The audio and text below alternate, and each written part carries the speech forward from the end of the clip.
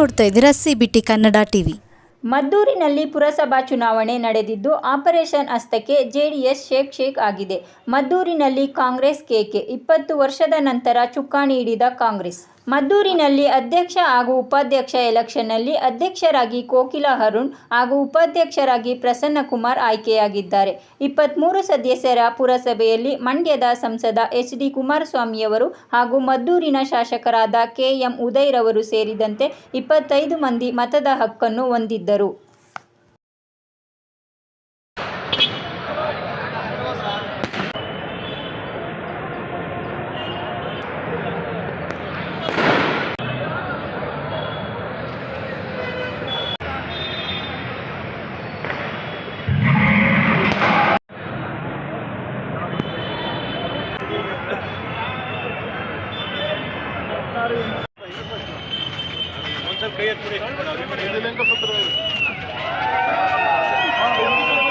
ಸ್ವಲ್ಪ ಮೇಡಮ್ ಸ್ವಲ್ಪ ಪಕ್ಕಕ್ಕೆ ಬನ್ನಿ ಮೇಡಮ್.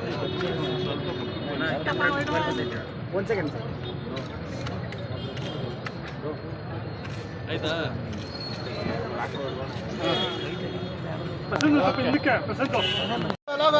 ಇರಿ ಒಂದು ನಿಮಿಷ.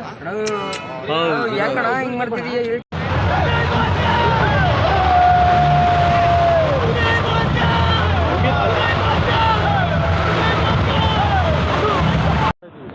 ಯಾರನ್ನೋ ಟಾರ್ಗೆಟ್ ಮಾಡೋದು, ಇನ್ಯಾರನ್ನೋ ಏನೋ ಮಾಡೋ ದೃಷ್ಟಿಯಲ್ಲ. ನಮಗೆ ಜನ ನಂಬಿಕೆ ಇಟ್ಟು ಆಯ್ಕೆ ಮಾಡಿದ್ದಾರೆ. ನನ್ನ ಜನರನ್ನ ನಂಬಿಕೆಯನ್ನು ನಾನು ಉಳಿಸ್ಕೋಬೇಕಾಗಿದೆ.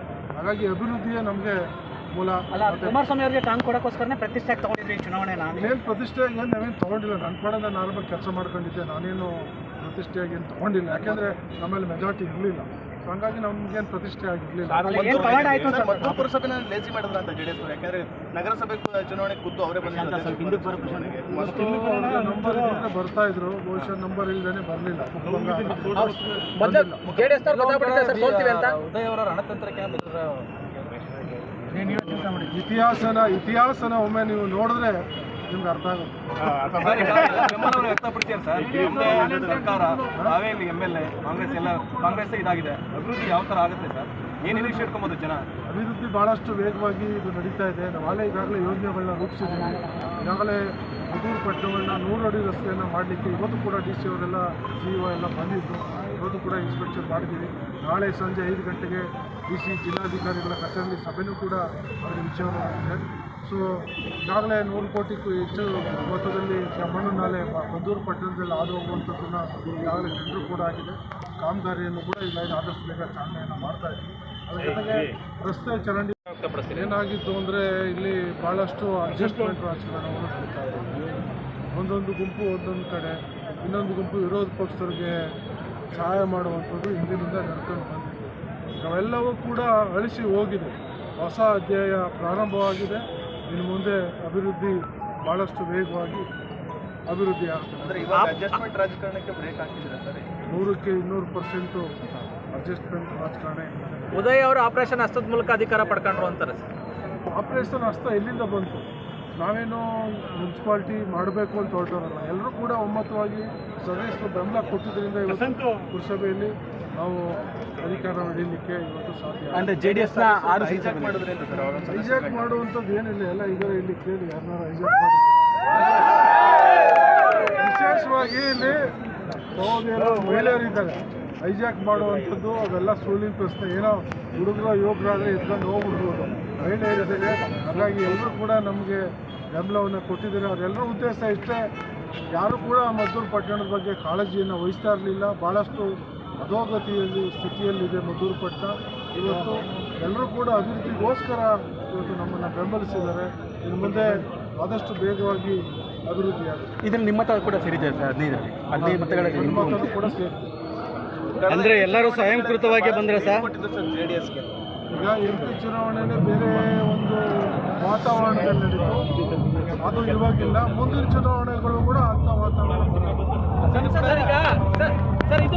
ಹೊಂದಿರ್ತಕ್ಕಂಥ ಕಾಂಗ್ರೆಸ್ ಪಕ್ಷ ವಿಧಾನಸಭೆ ಚುನಾವಣೆಯ ನಂತರ ನಮ್ಮ ಒಂದು ಕಾರ್ಯವೈಖರಿ, ಅಭಿವೃದ್ಧಿಯ ಚಿಂತನೆ ಮತ್ತು ಈಗಾಗಲೇ ಮದ್ದೂರು ಪಟ್ಟಣದಲ್ಲಿ ಕೈಗೊಂಡಿರುವಂಥ ಕಾರ್ಯಕ್ರಮಗಳು ಇವೆಲ್ಲವನ್ನು ಗಮನಿಸಿ ಅತಿ ಹೆಚ್ಚಾಗಿ ನಮ್ಮ ಎಲ್ಲ ಸಹೋದರಿಯರು ಹೆಚ್ಚಿನ ಸಂಖ್ಯೆಯಲ್ಲಿ ಚುನಾಯಿತರಾಗಿದ್ದಾರೆ. ಇವತ್ತು ಪುರುಷದಲ್ಲಿ ಎಲ್ಲರೂ ಕೂಡ ಒಗ್ಗಟ್ಟಿನಿಂದ ಇವತ್ತು ನಮ್ಮನ್ನು ಬೆಂಬಲಿಸಿ ಕೇವಲ 3 ಸ್ಥಾನಗಳು ಈ ಸ್ಥಾನ ಇವತ್ತು 15 ಮತಗಳನ್ನ ಪಡೆಯುವ ಮುಖಾಂತರ ಅಧ್ಯಕ್ಷರಿಗೂ ಕೂಡ 15 ಮತ, ಉಪಾಧ್ಯಕ್ಷರಿಗೂ ಕೂಡ 15 ಮತಗಳನ್ನ ನೀಡುವ ಮುಖಾಂತರ ಕಾಂಗ್ರೆಸ್ ಪಕ್ಷಕ್ಕೆ ಎಲ್ಲರೂ ಕೂಡ ಬೆಂಬಲವನ್ನು ಸೂಚಿಸಿದ್ದಾರೆ.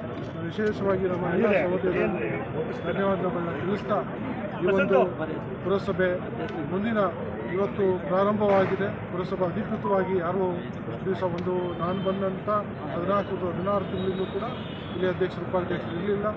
ಆಡಳಿತಾಧಿಕಾರಿಗಳು ಕಾರ್ಯನಿರ್ವಹಿಸ್ತಾ ಇದ್ದರು. ಇಂದಿನಿಂದ ಅಧ್ಯಕ್ಷರು ಉಪಾಧ್ಯಕ್ಷರಿದ್ದಾರೆ.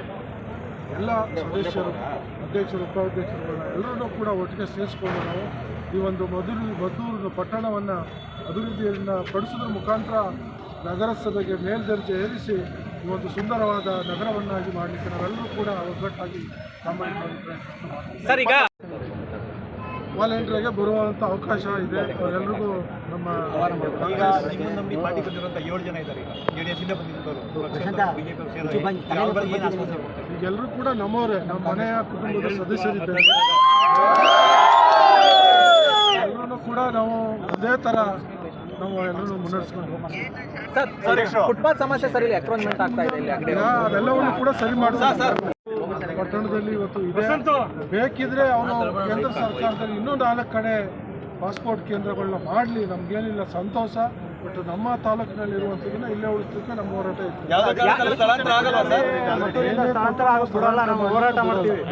ಅದ್ರ ವಿರುದ್ಧವಾಗಿ ಹೋರಾಟ ಮಾಡ್ತೀವಿ. ಅವರು ಇಂಥ ಒಂದು ಕೆಟ್ಟ ನಿರ್ಧಾರವನ್ನು ತಗೋಬಾರ್ದಾಗಿತ್ತು.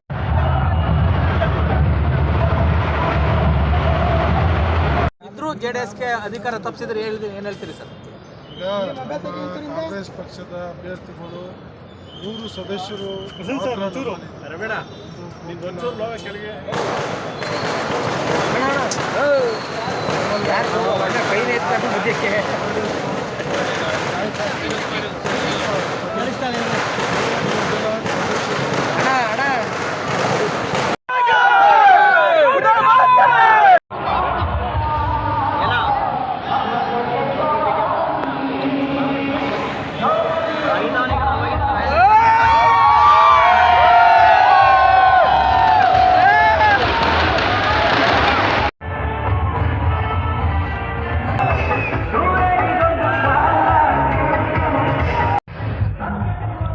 ಕೈ ಹಿಂದಕ್ಕೆ ಬರಲಿ.